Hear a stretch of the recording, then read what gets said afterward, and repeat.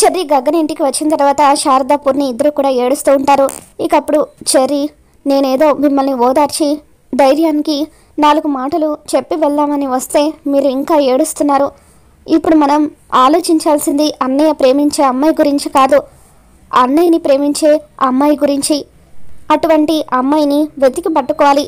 మీరేమో భూమి దగ్గరే ఆగిపోతున్నారు. భూమి కాకపోతే ఇక ఈ ప్రపంచంలో ఇంకే అమ్మాయి లేదా?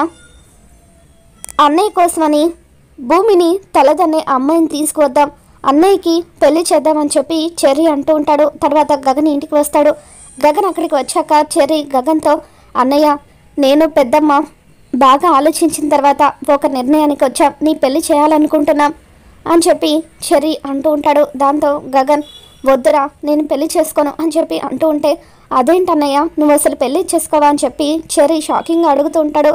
లేదురా, ఒకవేళ అంతకి చేసుకోవాల్సి వస్తే భూమిని పెళ్లి చేసుకుంటాను అని చెప్పి గగన్ చెప్పడంతో చెర్రీ ఒక్కసారిగా షాక్ అవుతాడు. మరో పక్క భూమి శరత్చంద్రకి భోజనం తినిపిస్తూ ఉంటుంది. ఇక అమ్మలాగా భూమి అలా భోజనం తినిపించడంతో శరత్చంద్ర భూమిని దగ్గరికి తీసుకొని తన నుదుటిన ముద్దు పెడతాడు. మరి రాబోతున్న ఎపిసోడ్లో ఏం జరగబోతుందో మళ్ళీ మన ఛానల్ తెలుసుకుందాం. ఈ వీడియో మీకు నచ్చినట్లయితే లైక్ చేయండి.